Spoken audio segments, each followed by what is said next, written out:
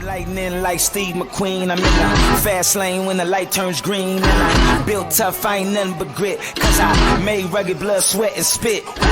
Yeah, like a horse I fly. Better push yourself in for a bumpy ride. I like to play hard, but I work harder. And I weather the storm cause I'm built stronger. This episode is brought to you by SPI Logistics, the premier freight agent logistics firm in North America. For over 40 years, SPI has been diligently building the most successful freight agent network to provide first-class relationships for our shippers, receivers, and carrier partners. We are more than another transportation network. We are a dedicated team of professionals united by one singular purpose, and that is to expedite our agents' success. All of our agents are set up for success on day one, as they are provided with a full suite of support staff that is ready to assist them with everything from after-hours emergencies to financial and administrative needs on a no-fee basis. This way, you can focus on continuing to grow your business. There is no financial risk to start, and you have the ability to earn up to 75% in commissions. If you are looking to take control of your financial future and build your business with the backing of one of the most successful logistics firms in North America, visit www.spi3pl.com to learn more. Do me a favor and let them know that the Freight Coach sent you. Hey guys, before we jump into the episode, I wanted to let you know it is brought to you by TIE Software, the battle station for freight brokers. Your TMS should be viewed as a tool to help you execute at a high level in any freight market. With TIE, brokers gain access to a comprehensive platform that has rate intelligence and quoting history converged down to a single screen. TIE also equips your team with all the data they need to confidently negotiate pricing while also allowing them to communicate directly with both carriers and customers from a single command center. With most of your tasks automated through multiple integrations, your team can focus on making strategic decisions and not manual ones. Are you looking to revolutionize your brokerage by giving them a competitive advantage through automation? Visit www.tiesoftware.com/battlestation to learn more. Just do me a favor and let them know that the Freight Coach sent you. What is up, ladies and gentlemen? We are back. We are live. It is the Freight Coach Podcast, the top podcast in transportation, coming to you guys every single weekday, 8:30 a.m. Pacific, 10:30 Central, to break down some industry headlines. But most importantly, you guys provide some actual insight into what you can do with all of this information.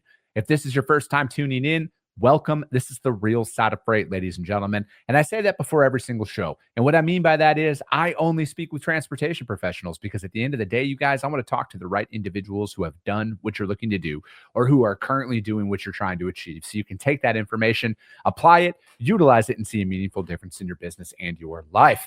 I'm going to save the rest of everything else. You guys know what to do, because I got a very special guest for you guys that I'm going to bring on up here. And, you know, I literally talked to him for the first time like 2.5 weeks ago, and it's going to be an action-packed conversation, you guys. Founding businesses, investing in freight, in freight tech, selling a business in freight tech, and then all that is going to come full circle. So with that being said, I have freight tech aficionado Mr. Brad Hollister on the show, ladies and gentlemen. So Brad, thank you so much for joining me. Thanks, Jolly. Thanks for having me. No, man, absolutely. And, I just love the Wisconsin backdrop, man. It's like, it kind of makes me miss home a little bit until you guys start getting snow. Then I'm like, I'm glad I live in Arizona now. Yeah. I got out this morning early in the woods, and it was, winter is upon us here up in the Northwoods. So Wisconsin's going to get snow soon. Dude, absolutely, man. So Brad, how'd you get your start in freight, man? Like what brought you into this industry?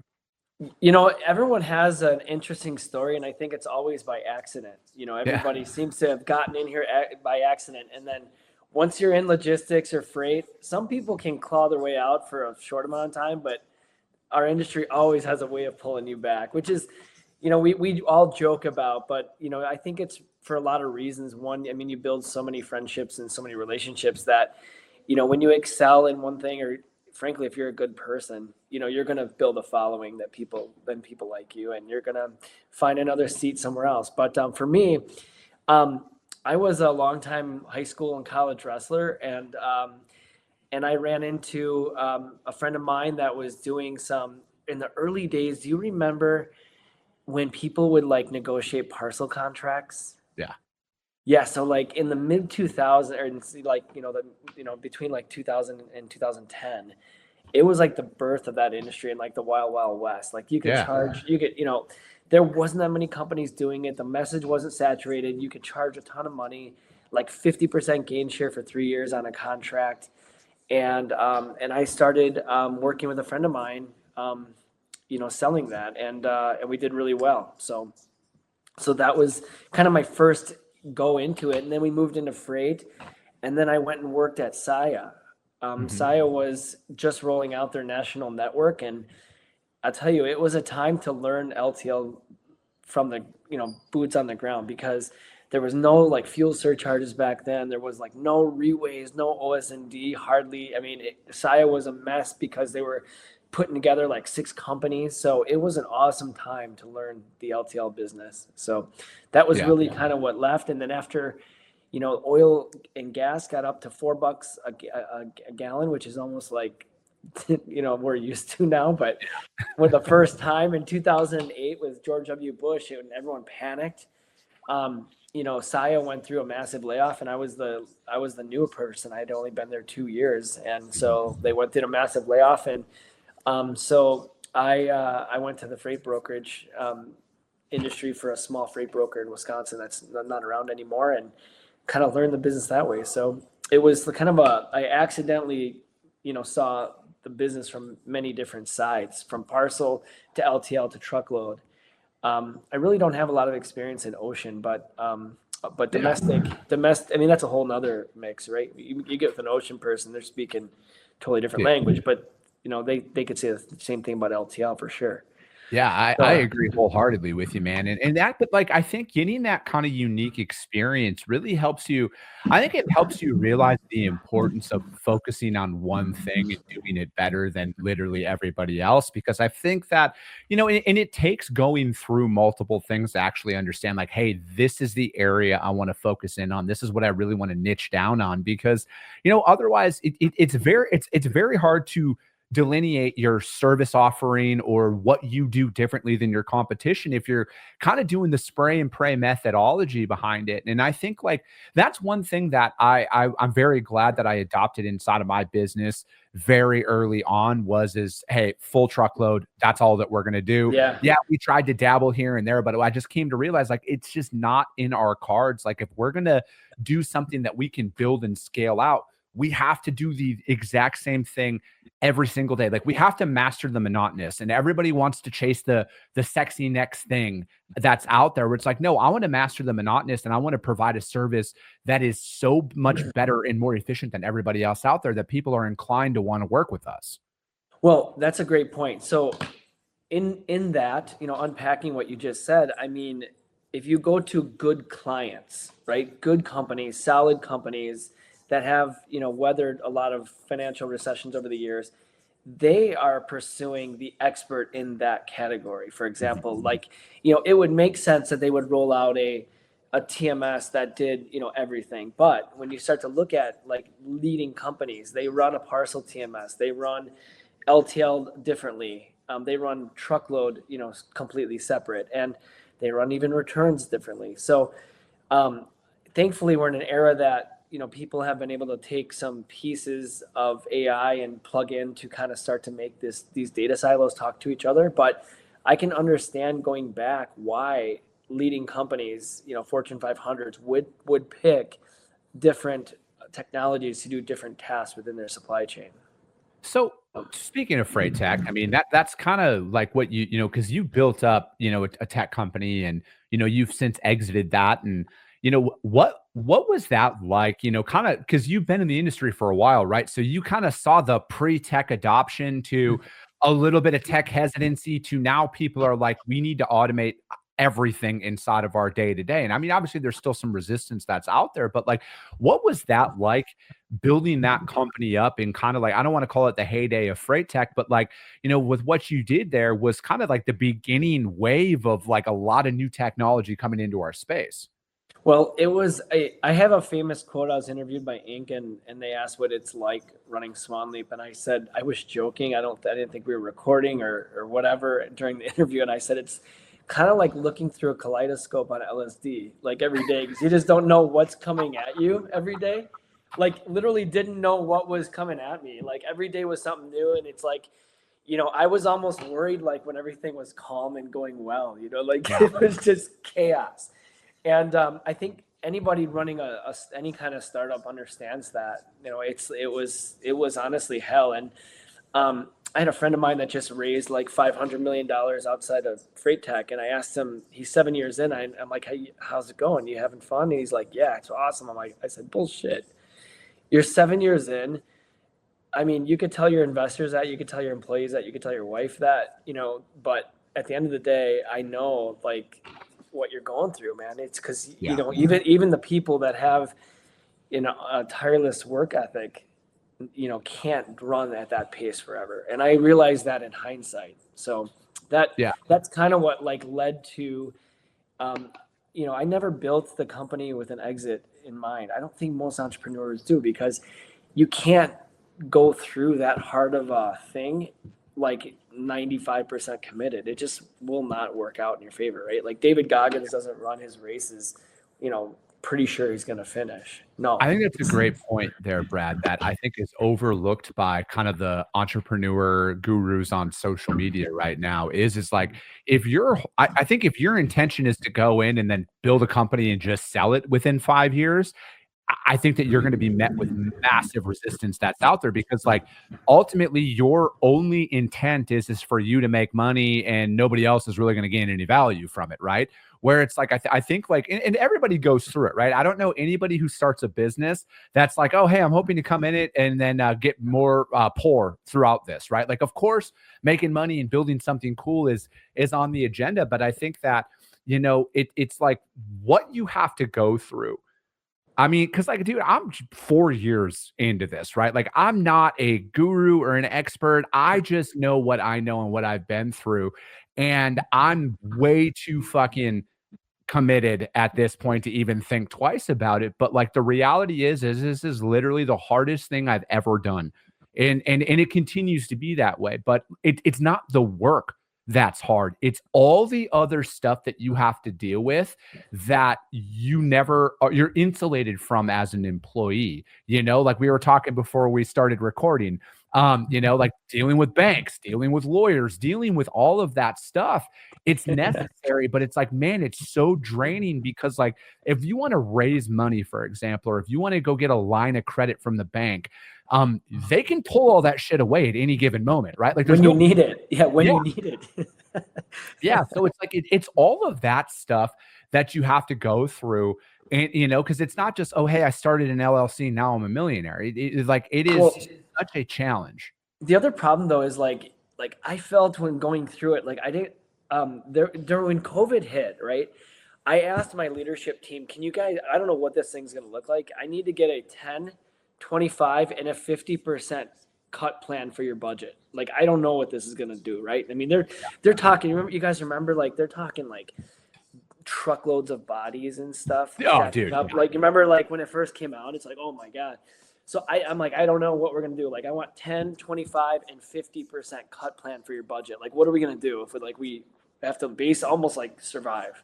Yeah. And I had my VP of tech, not the CFO or CTO, but our VP of tech resigned because he said, you guys are going out of business. I'm like, what are you talking about? I'm doing everything I can to stay in business. And that was, what we did during that time. We didn't have a lot of e-commerce exposure. The ones that did like blew up during COVID, like, right. They did so well. And we did a lot in the oil and gas space. So our revenue was down quite a bit during COVID, but, I was going to ask, like, to everyone listening, like there's a million like executive groups out there. I've heard a lot of people get value out of YPO. I couldn't make YPO work for me, Young Presidents Organization, I think it stands for. There's other CEO groups that I think have value. The problem that I had with them is I couldn't find any CEO groups that were strictly founder groups. So I'm very like, I'm involved with the group, and I know that it's not just founders that are in this group, but it's like the overwhelming majority is, and it's called the Arete Syndicate. And that has brought a ton of value in just being inside of that realm of people, right? And it's like, I think for me, it's more of like being around people and knowing who to go to when like you're faced with something that you've never been through, and then they're like, oh dude, I've been through that 20 years ago. This is exactly how you handle it.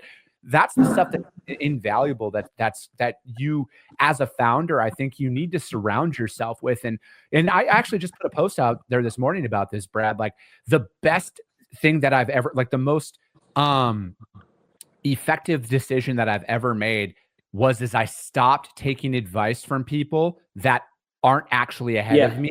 And that has cleared up so much stuff, right? And again, I use it for like my weight. Like I stopped taking fitness advice from people who are overweight. You know, like I stopped taking financial advice from people who are riddled in debt, because it's also, to me, it's like, it's one of those things where it's like, otherwise it's just theory. It's just an opinion, because if it really worked, you'd be doing it.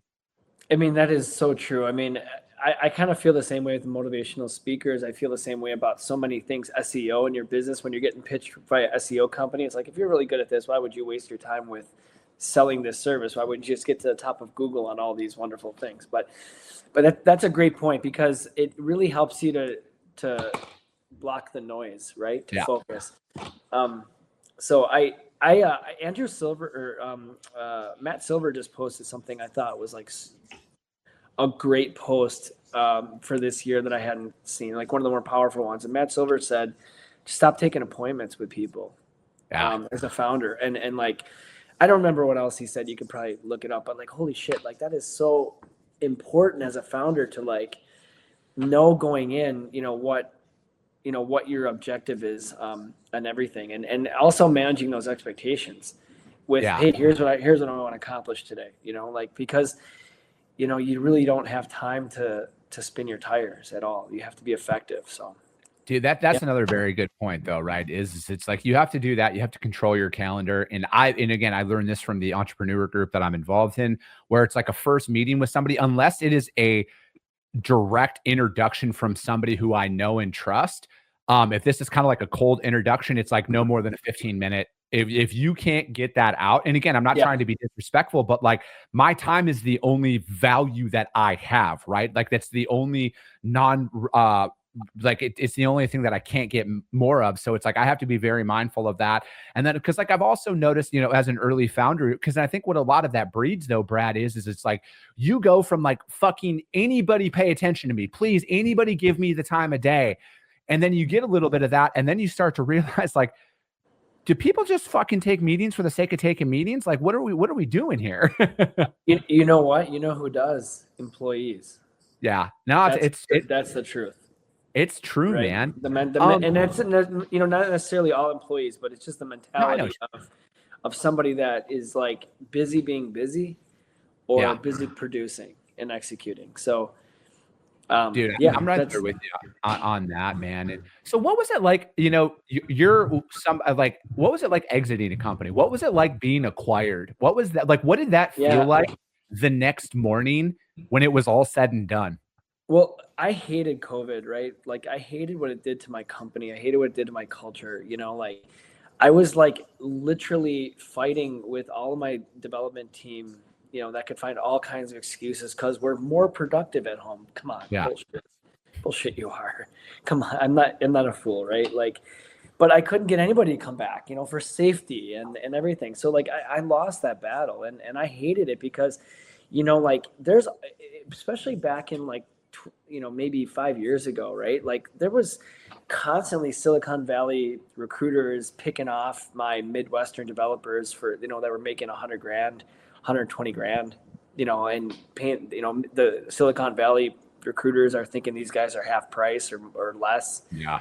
And when I heard like the first Silicon Valley programmer getting like $400,000, I couldn't believe it. Now it's $600,000. I hear, it's just nuts. But I mean, that was a hard thing, is like retention and culture. And, I feel like my growth really slowed down and stopped because not only was our client base slowing down, but also like we really couldn't visit clients anymore. Mm-hmm. It was just tough to for us to win new business under the way that we were winning business.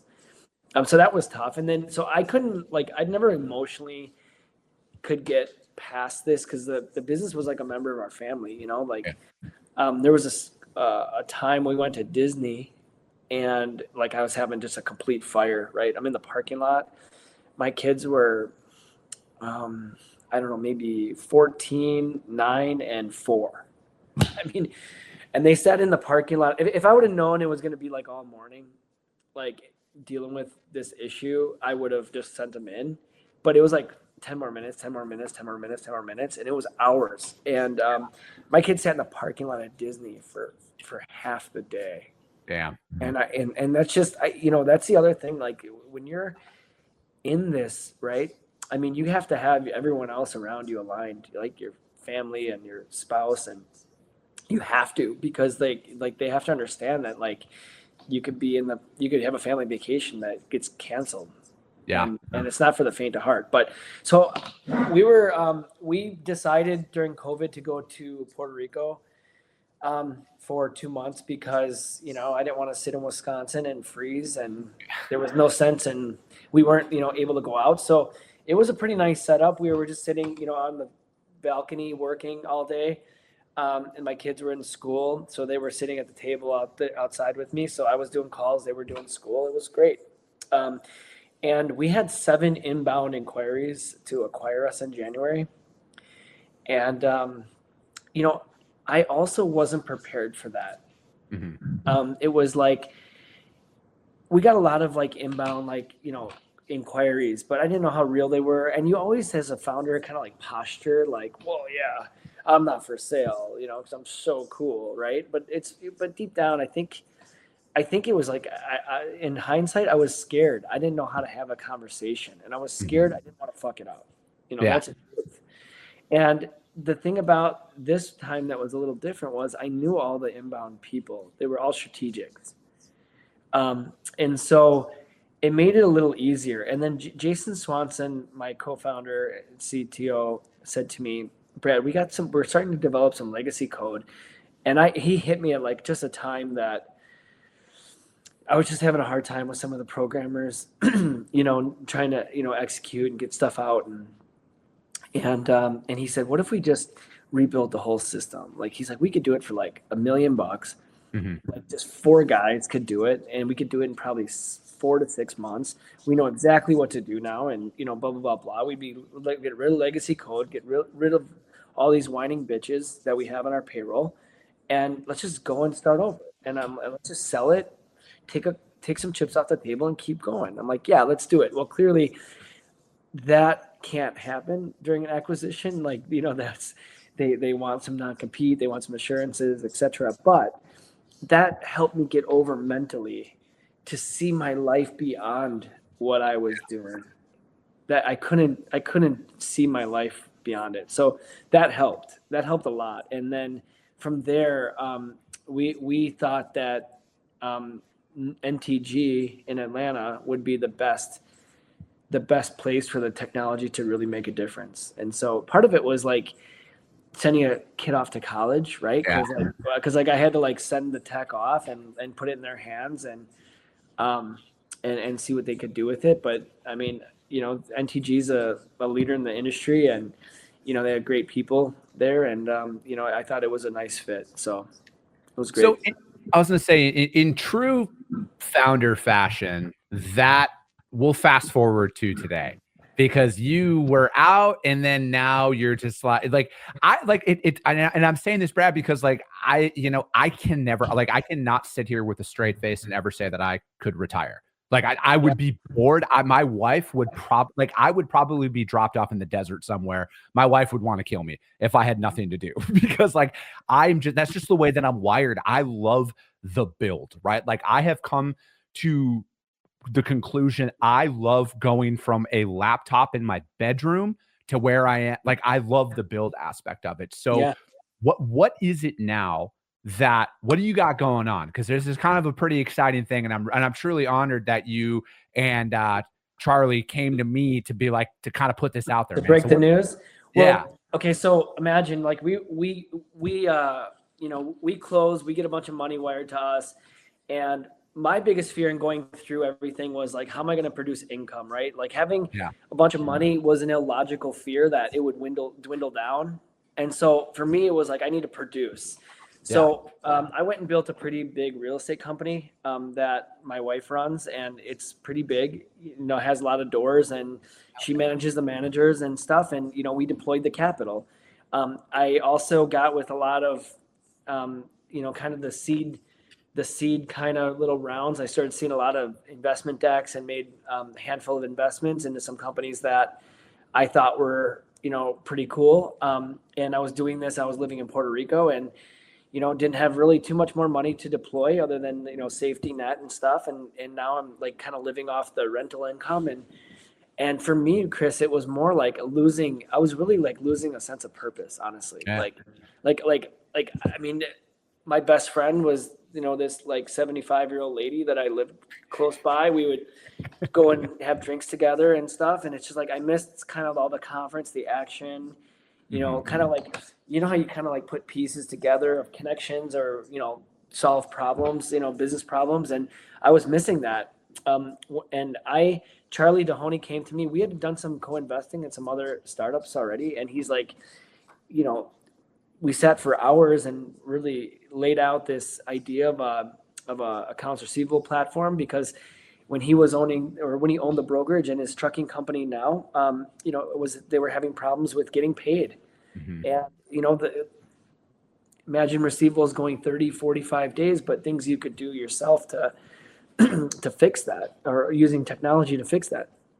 And so he laid this all out for me, and I had a lot of questions. It's not an area of the business that I truly understood at first.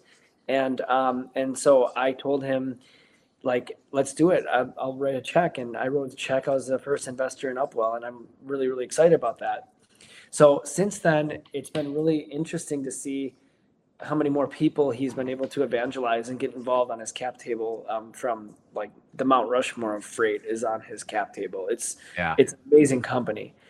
And so we got back, sent one kid off to college, got back to Wisconsin. And I told him, I said, look, we're going to homeschool my 2 children. So I can make some calls with you and I can listen in on some calls. And when I started hearing the conviction in one call on, in his voice, but also, the customers on the other side, literally like one call closes to get brokers and carriers to like automate their receivables. I mean, holy cow, it was really powerful. And then to see how fast they've grown in just a few months, I told Charlie, I'm like, look, I'll come on board. Like, I'll just volunteer. Like, I'll work there, Yeah. And he's like, well, I'm not going to have you do that. And I'm like, yeah, but like, forget the money. Let's just let's build this thing. Now he's got a co-founder.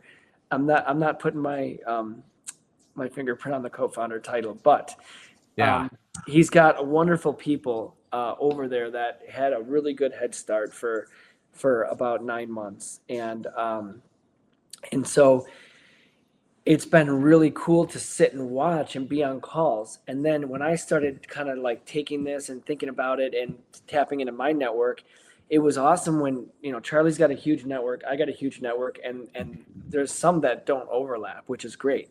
So it's been really cool to see this kind of come together. And we are coming on your show to announce that my title as head of growth at Upwell, and I'm going to run with Upwell full time for the foreseeable future. So I'm really excited to be here and help to automate receivables for trucking companies and 3PLs. Dude, I love that. I'm very, very, very much a fan of Charlie and anything that he does. And, I know with you being fully on board like this as well and running with it, I think that it's definitely something that any business owner out there, and it's not just a freight brokerage or a trucking company thing when it comes down to receivables, that's the capital, and then financial literacy. Like, that's why we do the monthly show with Denim, right? About like teaching financial literacy inside of business is a completely different ballgame than your personal finances, and getting paid and making sure that you're doing that properly to manage your receivables. I mean, I think it's a pretty common stat that's out there that most small businesses are 30 days away from being out of business every single month because of capital restraints. Well, I'll tell you something I've learned that's really cool in just the month or so that I've been there. When you look at successful freight brokerages, and we can all think in our mind 5 or 6 that we know pretty well. You think of the CEO. I mean, they're almost always a salesperson, Yeah. when it boils down to it, face of the company. You think of the carrier sales division that, there's somebody in the carrier sales that are doing great things. You think about the tech guy, right? That's the person or woman that are running the tech strategy. But it's not common to think about the finance group at your freight brokerage, especially the men and women that work in the receivable side that are that know the intricate details of this customer needs to be billed this way in order for us to continue to receive the payment and stay in business. And so that's what's really cool is there's been so many really, really smart people that go very underappreciated in their accounts receivable department because they do things that no one sees to keep the business moving. And it's I think a lot of us, well, especially me, has taken that for granted. No question. Yeah. I mean, and I think, another really big point is, every customer out there that you work with, any shipping customer, they all have different billing preferences. They all have different requirements, processes, and everything else. And that's the one thing that you can't have happen, right? Like in all honesty, I think your service is obvious. Service communication is in one bucket of number 2 or number 1, but and then number 2, and this is a very, very close second with a lot of shippers. Are you invoicing them properly? Are you following their process? Because if you become a thorn in their side to get paid, you're going to be out. I think you'd be out faster than anything. Yeah. I mean, not only that, but some people, some brokers have suggested they think the shippers add complications to slow down their payment. I don't know about that, but I will say this, that, thankfully there's a person in your company that knows how to build that company or, build that customer. The problem is what we found is if it is this scenario where someone's very difficult to build, then they typically will build them on Wednesdays or Thursday afternoons is this customer billing, for example. And the problem in that is that, the broker is sitting on that money for, or that ability to collect that money for a few days before they even, submit the bill, which maybe it missed the payment by 1 day and now is going to go a whole nother payment cycle. So in this space, hours to process invoices could equate to a very long receivables period. So it's not, inconceivable to pick up 4 days with automation in your receivables, which is, tons of money. If you start to take some of these major mega billion-dollar brokerages, you're talking, $50-60 million in value from having that money faster. Dude, amen to that. And Brad, we're gonna have to continue this I told you that this was gonna go by quick, man, and it did. And dude, I appreciate you joining me. I appreciate you guys letting this be the show that announces you getting back in and joining Upwell. And I'm very, very much a big fan of what you guys got going on over there. How does anybody reach out to you guys though to find out more? Upwell.com is great. I mean, my email is brad.hollister@upwell.com. I'm happy to, get some information to somebody or see if there's anything we can do to help them. But it's been a really fun ride and the story is just being written now. So, dude, I love it. And if you guys can't find Brad or Upwell, hit me up. I will put you guys in direct contact with them. But that is going to be it for today. We will be back tomorrow. We got another guest coming on tomorrow, you guys. And as always, if you guys got value in what you heard, subscribe to the show, you guys. Share it out there to your network, because if you see value, your network's going to see value as well. I appreciate you guys. I love you guys. And we'll be talking to you soon.